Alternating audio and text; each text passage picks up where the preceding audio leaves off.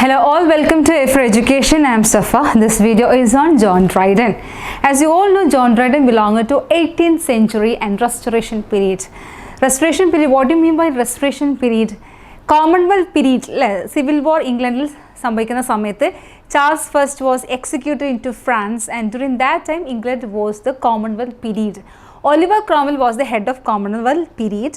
Theatres were closed and Puritans, they were immersed. John Milton and ഒരുപാട് features ഉള്ള ഒരു period ആണ് this Commonwealth period. And what happened after many years? And Charles II, that is the son of Charles I, returned from France, and he retained the power of the king, attacked Richard Cromwell, and who is the son of the Oliver Cromwell. And this is the Restoration period. John Dryden is the very important writer belonging to this Restoration period. Now in this video, I will show you two previous year questions related to John Dryden and his very famous critical work of dramatic poesy.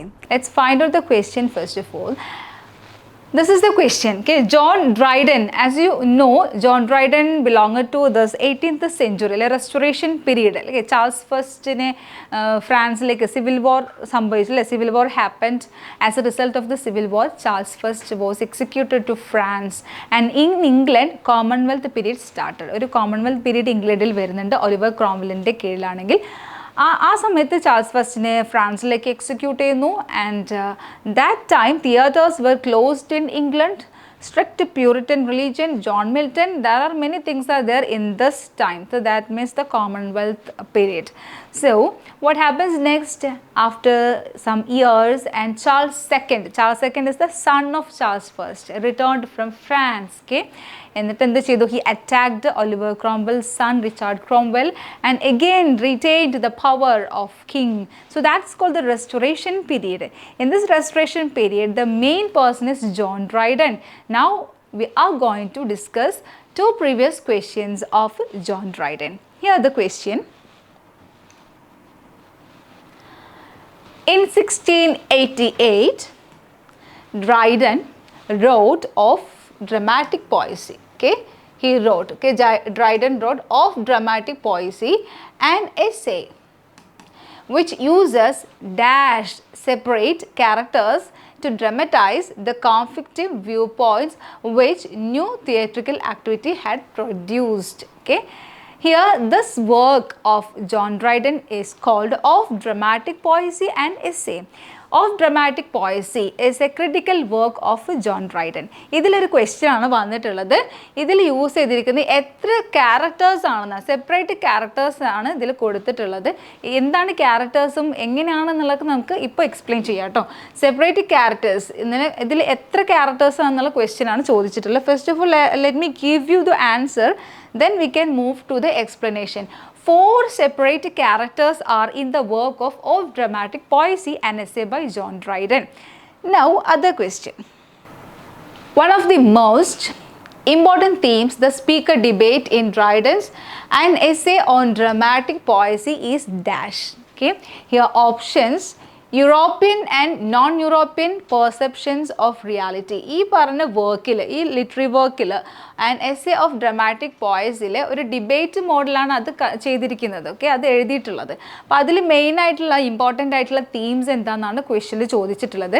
First one, European and non European perception of reality, അതാണോ? And option B, English and non English perception of reality. And third one, the relative merits of French and English theatre. And fourth one, the relative merits of French and English poetry. അപ്പോൾ ഇവിടെ കൊടുത്തിരിക്കുന്നത് European and non European perception of reality ആണോ, അതല്ല English and non English perception of reality ആണോ, അതല്ല relative merits of French and English theatre ആണോ, അതല്ല merits of French and English poetry ആണോ എന്നാണ് ക്വസ്റ്റ്യൻ ഓപ്ഷൻസ് കൊടുത്തിരിക്കുന്നത്. അപ്പോൾ ഈ ഓപ്ഷനിലേക്ക് നോക്കുമ്പോൾ തന്നെ ഇത് രണ്ടും സെയിം ആണ്, ഇത് രണ്ടും സെയിം ആണ്. അപ്പം നമുക്ക് എന്തെങ്കിലും ഒരു ഹിൻസ് അറിയാമെങ്കിൽ നമുക്ക് രണ്ടെണ്ണം എലിമിനേഷൻ നടത്താം അല്ലേ, ഇത് രണ്ടും അല്ല എന്നതിലേക്ക് വരാം. എന്നിട്ട് ബാക്കിയുള്ള രണ്ട് വെച്ചിട്ട് നമുക്ക് എന്ത് ചെയ്യാം, ഒരു ഗസ് വർക്ക് നടത്താം.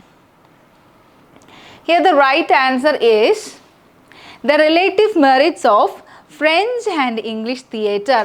കാരണം ഇത് രണ്ടും എല്ലാം നമുക്ക് ഏകദേശം അറിയാം. കാരണം ഓൾറെഡി എസ്സേ ഓഫ് ഡ്രമാറ്റിക് പോയസി എല്ലാവർക്കും അറിയുന്നൊരു വർക്കാണ്. അതിൽ ഫ്രഞ്ചും ഇംഗ്ലീഷും നല്ലൊരു ടേം എല്ലാവർക്കും മനസ്സിലാകും. അത് ഡ്രമാറ്റിസ്റ്റ് ആണോ അല്ലെങ്കിൽ ദാറ്റ് മീൻസ് തിയേറ്റർ ആണോ പോയട്രി ആണോ എന്ന് മാത്രമേ അറിയേണ്ടതുള്ളൂ. അപ്പോൾ ആ സമയത്ത് നമുക്ക് ജോൺ ഡ്രൈഡനെ കുറിച്ച് ചിന്തിക്കുന്ന സമയത്ത് വാട്ട്സ് എ ടൈറ്റിൽ, ഡ്രമാറ്റിക് പോയസി എന്നാണ്. അപ്പോൾ ഡ്രമാറ്റിക് എന്ന ഒരു വേർഡ് ഇവിടെ മെൻഷൻ ചെയ്ത സ്ഥിതിക്ക് നമുക്ക് എന്താണ് അത് തിയേറ്ററുമായി ബന്ധപ്പെട്ടതാണെന്ന് നമുക്ക് ഗസ് ചെയ്യാനേ ഉള്ളൂ. അപ്പോൾ ഇങ്ങനത്തെ ഒരു സിറ്റുവേഷനിൽ 4 ഓപ്ഷൻസിൽ നിങ്ങൾക്ക് ഒരു ഐഡിയ ഇല്ലെങ്കിലും ഒരു തവണ കൂടി വായിക്കുക. ആ സമയത്ത് ഇതല്ല ഇതിൻ്റെ ആൻസർ എന്ന് നമുക്ക് ചില സമയത്ത് ഗസ് ചെയ്യാൻ പറ്റും. അങ്ങനെയാണെങ്കിൽ നമുക്ക് എന്ത് ചെയ്യാം, 2 ഓപ്ഷൻസ് നമുക്ക് ഇത് രണ്ടും അങ്ങോട്ട് എലിമിനേറ്റ് ചെയ്യാം അല്ലേ. ഇത് രണ്ടും അങ്ങോട്ട് എലിമിനേറ്റ് ചെയ്ത് കഴിഞ്ഞു അല്ലേ. ഈ രണ്ടും എലിമിനേറ്റ് ചെയ്ത് കഴിഞ്ഞാൽ ബാക്കിയുള്ള ഈ 2 ഉള്ളൂ. അവിടെ എന്താണ് തിയേറ്ററും പോയിട്രി ആണ് ഒരു ചെറിയ ഡിഫറൻസ്. തിയേറ്റർ എന്ന് കണ്ടെത്തണമെങ്കിൽ നമുക്ക് ഈ ടൈറ്റിലേക്ക് കണക്ട് ചെയ്താൽ മതി, and essay on dramatic പോയസി. So ഇങ്ങനെ ഒരു ട്രിക്ക് വെച്ചിട്ടൊക്കെ നിങ്ങൾക്ക് എന്ത് ചെയ്യാൻ സാധിക്കും, ആൻസേഴ്സ് കണ്ടെത്താൻ സാധിക്കും. ഇനി അതിൻ്റെ ഒരു എക്സ്പ്ലനേഷൻസും കൂടി ഞാൻ പറയാം. Okay, and essay of dramatic poesy defence the state of 17th century English തിയേറ്ററിനെ 17th century ഇംഗ്ലീഷ് തിയേറ്ററിനെ പ്രൊട്ടക്റ്റ് ചെയ്യുക, ഡിഫെൻഡ് ചെയ്യുക എന്ന ലക്ഷ്യത്തോടു കൂടി എഴുതിയതാണ് an essay of dramatic poesy by John Dryden. And the other thing is that ചെറിയൊരു information, John Dryden appointed as poet laureate in 1668. അദ്ദേഹത്തെ പോയറ്റ് ലോറേറ്റ് ആയിട്ട് അപ്പോയിൻറ്റ് ചെയ്തത് 1668.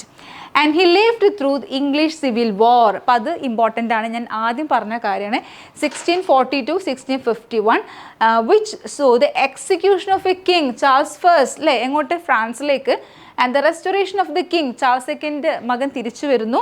And in between the establishment of, ഇതിനിടയിൽ ഒരു പ്യൂറിറ്റൻ ഇൻഡഗ്നം ഒരു period അവിടെ start ചെയ്യുന്നുണ്ട്.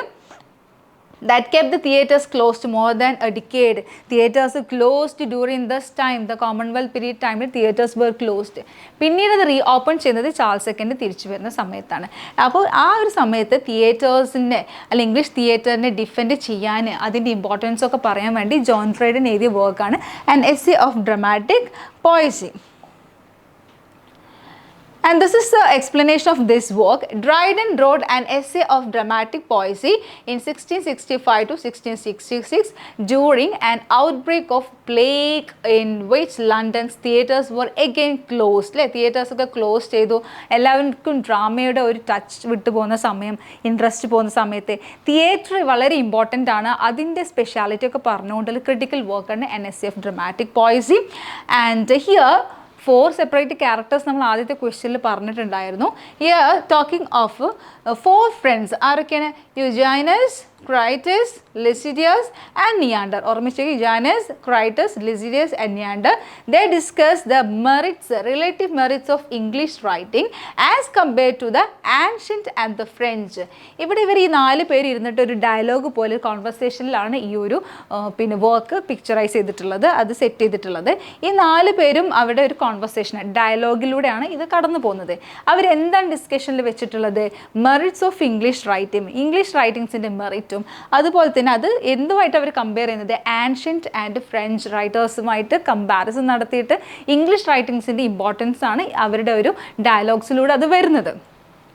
ഇവിടെ the treatise is a dialogue among 4 speakers. ഇനി അത് ആരൊക്കെയാണെന്ന് നോക്കാം.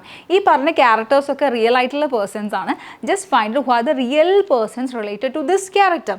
Eugenius, Critus, Lycidius and Neander. The 4 speakers are Sir Robert Howard. Sir Robert Howard is a Critus, okay? And Charles Sackville. Robert Howard എന്ന് പറയുന്നത് Critus ആണ്. And Charles Sackville, then Lord Bathurst അല്ലേ. Sackville എന്നത് Eugenius എന്നുള്ള person Charles Sackville ആണ്. Then Charles Sedley ആണ് ആര് വരുന്നത്? ലിസിഡിയസ്. And Dryden himself Neander. Okay, Neander എന്നുള്ള പേരിൽ അറിയപ്പെടുന്നത് ഡ്രൈഡൻ ആണ്. അപ്പോൾ ക്രൈറ്റസ് എന്ന് പറഞ്ഞാൽ ദ സ്പീക്കർ റോബർട്ട് ഹവാർഡ് ആണ് ക്രൈറ്റസ് വരുന്നത്. ആൻഡ് യുജൈനസ് എന്ന് പറയുന്നത് ചാൾസ് സാക്വില്ലെ ആണ്. പിന്നെ ലിസീഡിയസ് എന്ന് പറയുന്നത് ചാൾസ് സെഡ്ലി ആണ്. ഡ്രൈഡന് ഹിംസെൽഫ്, അദ്ദേഹം തന്നെ ഡ്രൈഡൻ തന്നെ അതിലൊരു ഡയലോഗ് അല്ലെങ്കിൽ സംസാരിക്കുന്ന ഒരു ക്യാരക്ടറായിട്ടുണ്ട്. അത് നിയാൻഡർ എന്നുള്ള പേരിൽ. നിയാൻഡർ മീൻസ് ന്യൂമാൻ എന്നാട്ടോ. അദ്ദേഹമൊക്കെ ഇംഗ്ലീഷ് തിയേറ്ററിനൊക്കെ സപ്പോർട്ട് ചെയ്തുകൊണ്ടാണ് സംസാരിക്കുന്നത്. ഇതാണ് ഇതിൻ്റെ ഒരു എക്സ്പ്ലനേഷൻസ് ആയിട്ട് വരുന്നത്. Okay, this is essay of dramatic പോയസി. Okay. All this about a small video on John Dryden. John Dryden's essay of dramatic poesy, and it includes 4 characters, and these are the real characters. അതൊക്കെ നമ്മൾ പറഞ്ഞു കഴിഞ്ഞു. And John Dryden belonged to this restoration period and civil war period ലെ ശേഷം Charles second വന്ന് ഒരു drama restore ചെയ്യാൻ പോകുന്ന സമയത്ത് importance of English theatre and comparing this English theatre with French and ancient times. All this about today's class. Thank you.